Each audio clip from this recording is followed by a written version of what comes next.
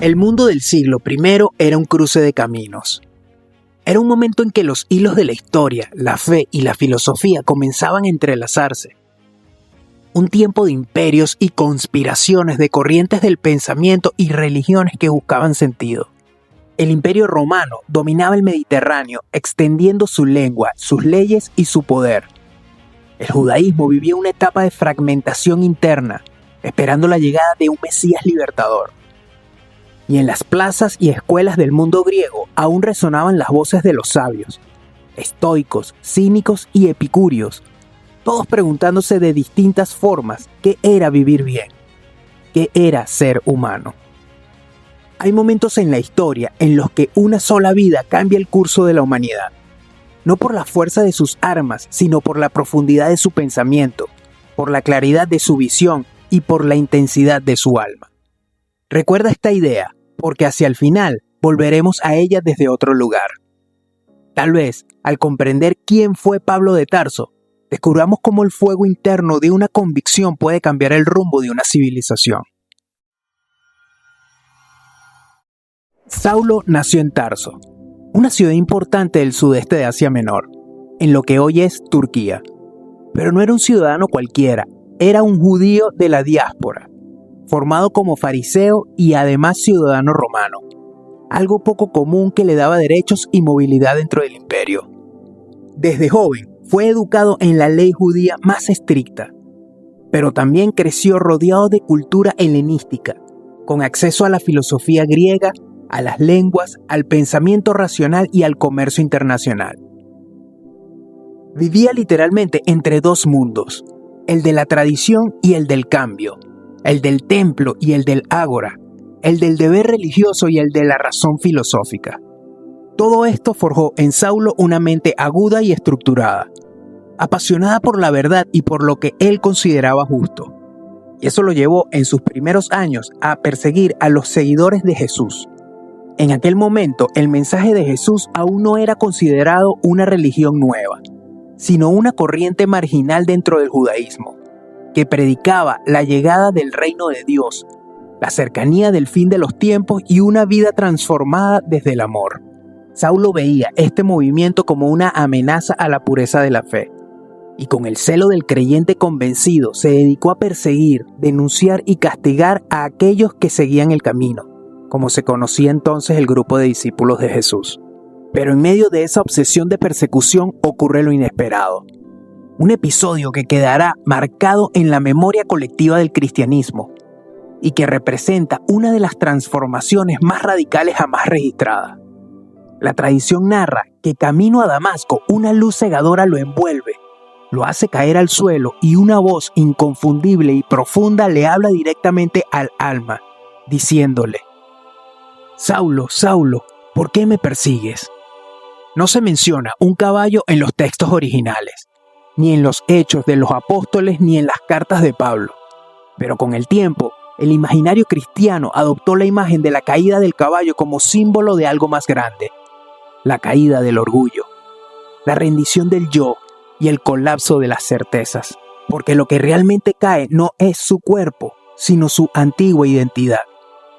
El Saulo legalista convencido de tener la verdad, el perseguidor de los desviados, el hombre rígido de la ley, es derribado por una experiencia que no puede controlar, medir ni explicar. Una luz que no viene del exterior, sino lo desnuda desde adentro.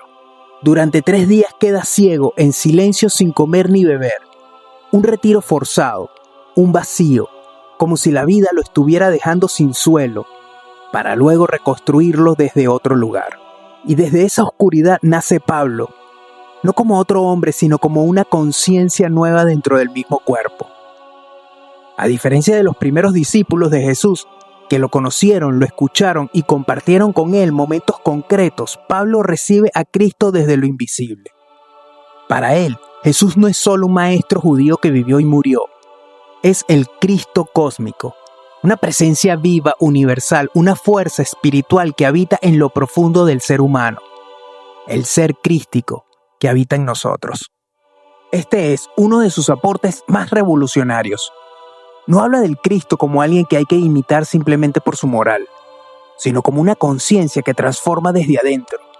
y es desde allí que se construye todo su pensamiento.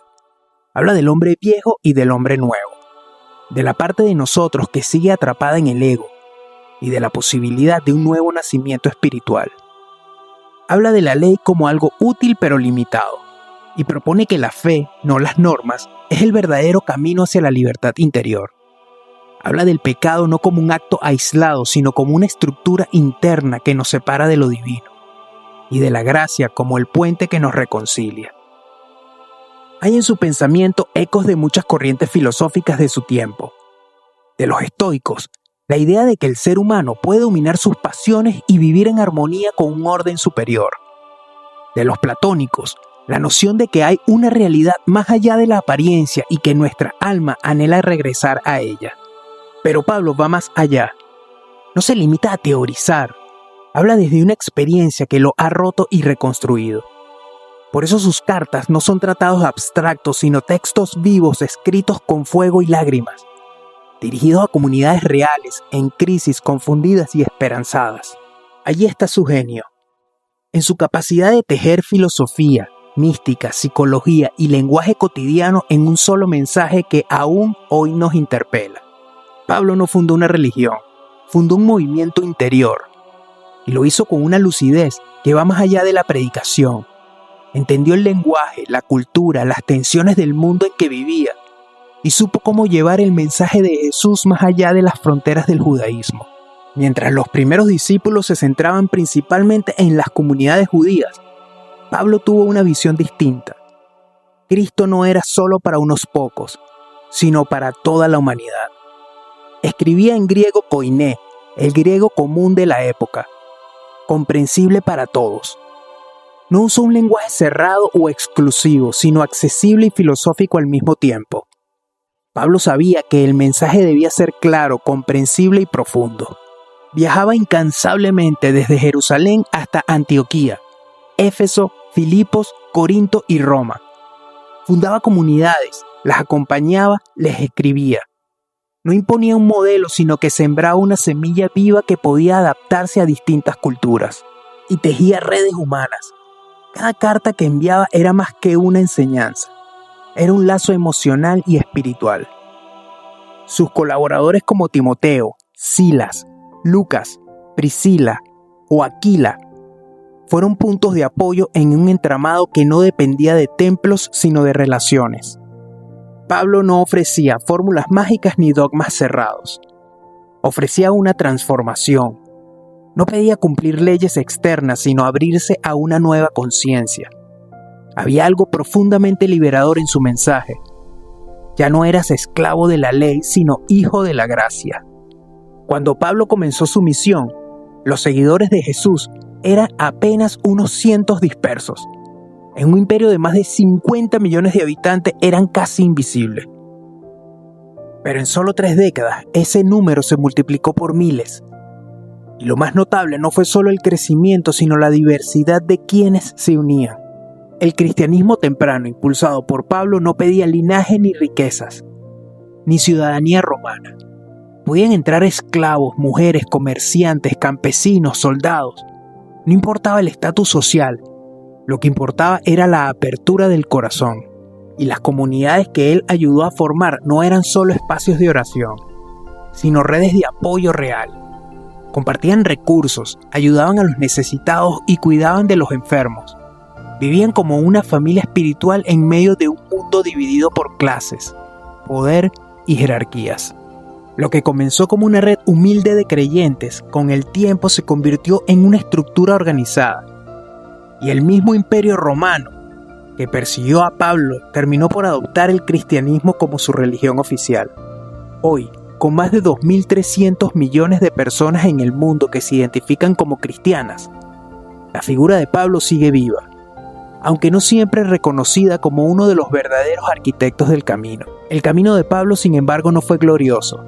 Fue un camino lleno de fricciones, rechazos y confrontaciones. Desde el inicio enfrentó la resistencia de las autoridades judías que lo veían como un traidor. También tuvo tensiones con algunos de los discípulos originales de Jesús como Pedro y Santiago. Y en ciudades como Atenas, filósofos epicúreos y estoicos se burlaban de él, Pero nada de eso lo detuvo, porque el fuego que lo movía no venía de afuera, sino de adentro. Uno de los aspectos más fascinantes y a veces menos comprendidos de la figura de Pablo es que nunca conoció a Jesús de Nazaret durante su vida. No fue testigo de sus milagros ni escuchó sus parábolas. No estuvo presente en los hechos que marcaron su crucifixión. Se unió al movimiento después de su muerte, a partir de una experiencia interior que él mismo describió como una aparición del Cristo resucitado. Para Pablo, Jesús no era solo el maestro humano, sino el Cristo cósmico eterno presente en todo aquel que se abra a la fe. Por eso su visión es distinta. No narra la historia de Jesús, propone la experiencia del Cristo. Y lo hizo sin conocer personalmente a Jesús. Lo conoció desde lo invisible, desde el fuego interno, desde una experiencia que no se puede explicar, pero que lo cambió para siempre. Pablo no lo dijo todo. No escribió una doctrina cerrada, ni dejó un sistema completo. Dejó puertas abiertas. Planteó preguntas, sembró intuiciones, tejió comunidades y luego desapareció en el silencio de la historia. Después de él vendrían Agustín, Orígenes, Tomás de Aquino, Lutero, pero sin Pablo nada de eso habría sido posible. Él fue quien universalizó el mensaje, quien rompió las fronteras étnicas y religiosas y quien instaló la figura de Cristo no solo como un símbolo histórico, sino como principio interior de transformación. Al comienzo de este video dijimos que hay vidas que cambian el curso de la historia. No por su poder, sino por la fuerza invisible que las impulsa desde adentro. Y quizás San Pablo fue una de esas almas encendidas, un espíritu atravesado por una visión que lo volcó por completo y que luego sembró en otros ese mismo impulso de transformación. No fue perfecto, tuvo detractores, contradicciones, dudas, pero también tuvo claridad, coraje y convicción. No conoció a Jesús en vida, pero conectó con su presencia desde lo invisible y desde ese fuego interno construyó puentes, tejió comunidades, escribió cartas, abrió caminos. Y tal vez el mensaje que nos deja no es solo histórico ni religioso, sino profundamente humano. El amor es el cumplimiento de la ley. Romanos 13:10. Porque quizás no se trata de seguir normas por temor, sino vivir desde un amor tan profundo que ya no necesitas mandamientos. Gracias por llegar hasta aquí. Si te gustó este viaje por la vida de Pablo de Tarso, danos un like. Y recuerda que en Árbol Interior seguimos explorando todas las semanas esa unión entre ciencia, filosofía y espiritualidad para encontrar una comprensión más profunda de nuestra existencia. Te invito a compartir tus pensamientos y si aún no lo has hecho, suscríbete al canal para seguir recorriendo juntos este camino autogestionado de sabiduría. Así que tú y yo nos vemos en el próximo video.